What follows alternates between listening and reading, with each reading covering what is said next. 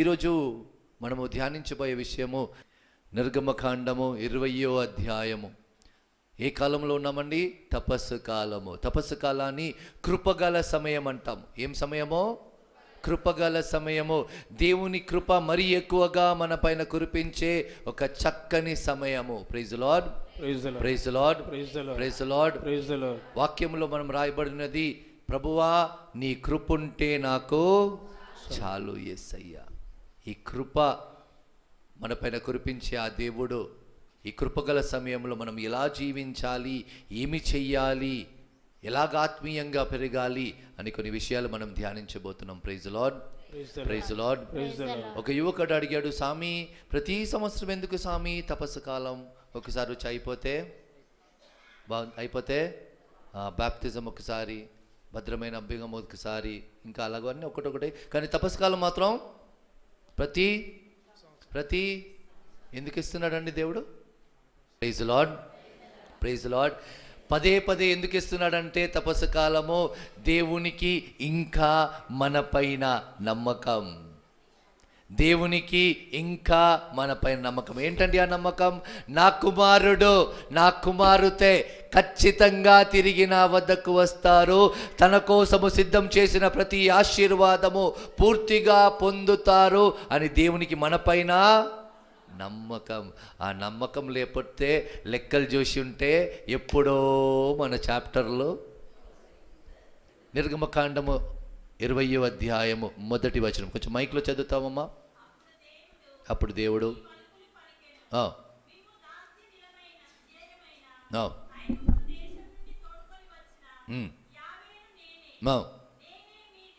నేనే మీ దేవుడను, మీకు నేను తప్ప మరొక దేవుడు లేడు.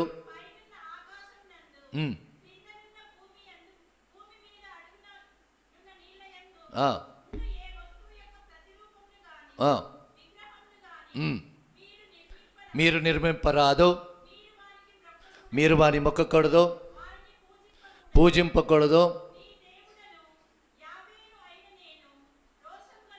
రోషము గల వాడను, అసూయ గల దేవుడను,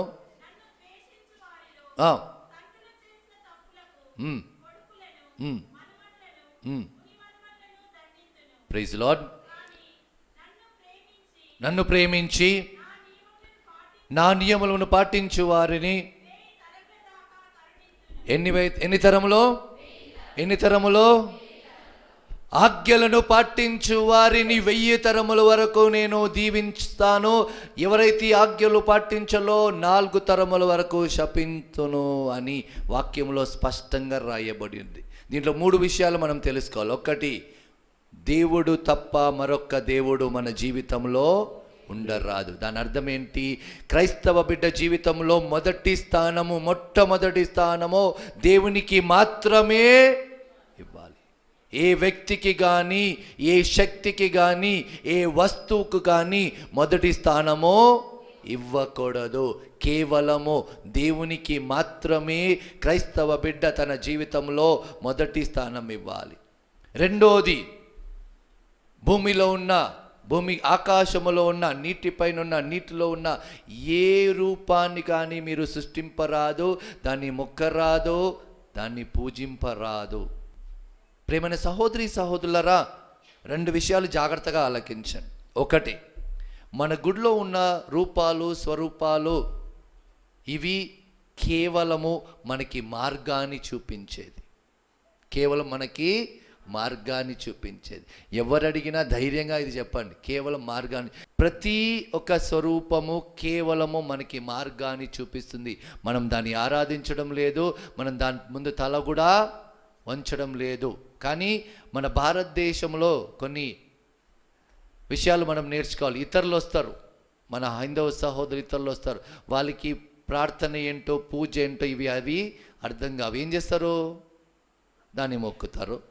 అనేక విధంగా వాళ్ళ భక్తిని వాళ్ళు ప్రకటిస్తారు. దానికి మనం ఏం చెయ్యలేం. అందుకే ఎవరు ధైర్యంగా అడిగినా ఇది మాత్రం స్పష్టంగా చెప్పండి, మనకి కేవలము ఆ సజీవుడైన దేవుడు తప్ప మరొక దేవుడు లేనే లేడు.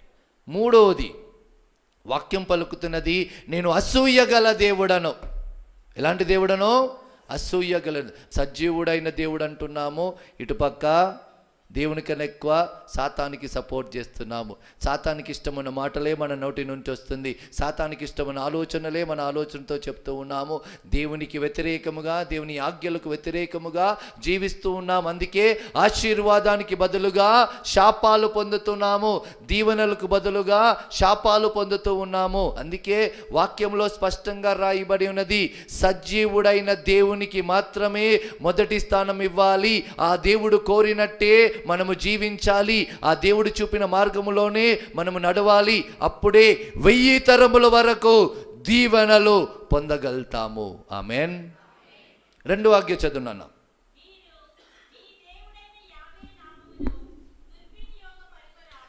దేవుడైన యావే నామమును దుర్వినియోగపరపరాదు. ఈ కాలంలో ఒక్క నిమిషం ఈ కాలంలో మన పిల్లలంతా ఇంగ్లీష్ మీడియంలో చదువుతున్నారు. ఏ మీడియంలో? ఇంగ్లీష్ మీడియంలో. మొట్టమొదటి మాట ఏం నేర్చుకుంటారు? God promise. ఏం ప్రామిస్? రెండో మాట ఏం నేర్చుకుంటారు? Mother promise. మూడో మాట ఫాదర్ ప్రామిస్. ఇక అది కాకపోతే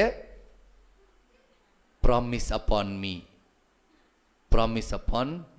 ఇంగ్లీష్ మీడియం మంచిదే, కానీ ఇవి నేర్చుకుంటే లాభం లేదు. గాడ్ ప్రామిస్ అంటే ఎవరి మీద? సజీవుడైనా, లోక సృష్టికర్త అయినా, రక్షకుడైనా దేవుని నామములో ఒట్టు పెడుతున్నాము.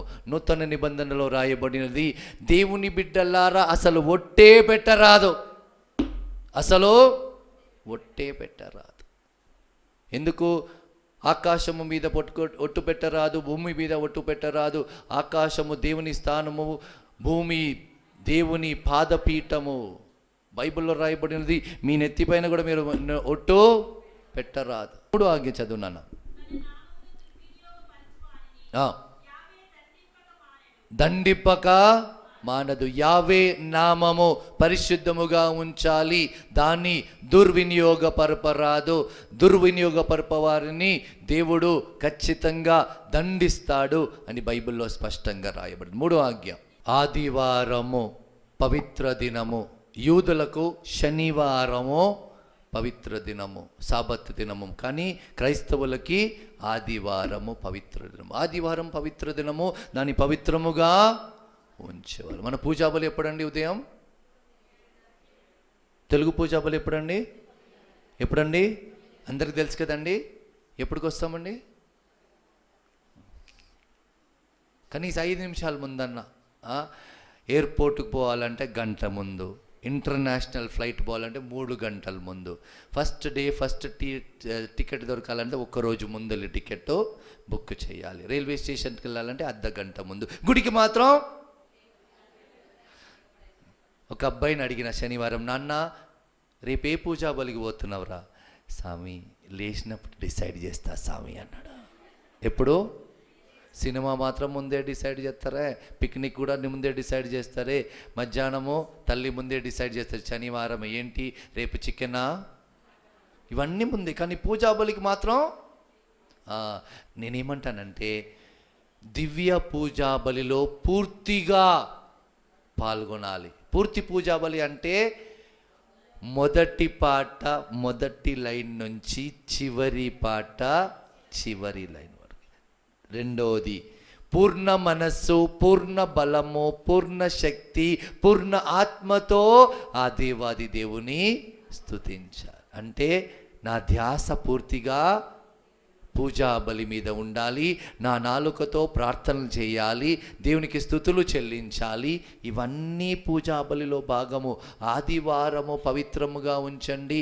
ఆదివారము పవిత్రమైన దినం అంటే ఆ రోజు పూర్తిగా నా దేవుని కోసము నేను ఇవ్వాలి. నా మనసులో ఉన్న ఆలోచన, నా నాలుకతో చెలిపే మాట, నా హృదయ భావాలు, నాకున్న బలము, నా ఆత్మశక్తి అంతా దేవుని కోసం మాత్రమే. నా ధ్యాస వేరే ఎటు పోకూడదు. అందుకే ఇందాక నేను అడిగాను, ఇన్ని పూజాబుల్లో పాల్గొన్నామే, ఇప్పుడు వరకు మనం ఎవరుగా ఉండాలి? పునీతులు. ఎందుకు కావడం లేదు? పూర్ణ మనస్సు, పూర్ణ బలము, పూర్ణ శక్తి, పూర్ణ ఆత్మతో మనము దేవుని స్తుతించడము లేదు. దేవునికి ఇవ్వాల్సిన సమయము ఇవ్వడం లేదు. Praise the lord. ముందుకు చదువునా, మీ తల్లిదండ్రులను గౌరవింపుడు,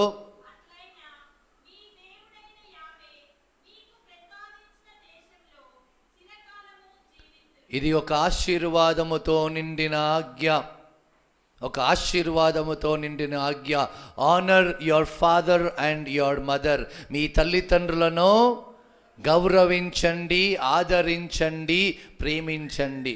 మీ పిల్లలకు సమయం ఉన్నప్పుడు సిరాక్ గ్రంథం 3వ అధ్యాయము చదువుమని చెప్పండి. సిరాక్ గ్రంథము 3వ అధ్యాయము. సిరాక్ గ్రంథము 3వ అధ్యాయంలో రాయబడి ఉన్నది, తల్లిదండ్రులను గౌరవించడము ఇది దేవుని ఇష్టము. ఎవరిష్టమో? దేవుని ఇష్టం. దేవుడు కోరుతున్నాడు, పిల్లల్లారా మీ తల్లిదండ్రులను గౌరవించుడు. ఎందుకంటే తల్లిదండ్రులను గౌరవిస్తే ఎలాంటి ఆశీర్వాదాలు పొందగలుగుతాము అని సిరాక్ గ్రంథం 3వ అధ్యాయంలో స్పష్టంగా రాయబడినది. నేను క్లుప్తంగా పెడతాను మీ ముందు. 1, తల్లిదండ్రులను గౌరవిస్తే చిరకాలము సంతోషముతో, ఆరోగ్యముతో ఈ లోకములో, ఈ భూమి మీద మీరు జీవిస్తారు. 2, తల్లిదండ్రులను గౌరవిస్తే దేవుడు మీ ప్రార్థనలను ఆలకిస్తాడు.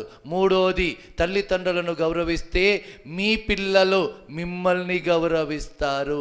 ఏదైతే మీరు మీ తల్లిదండ్రులకు చేస్తారో అదే విధంగా మీ పిల్లలు మీకు చేస్తారు.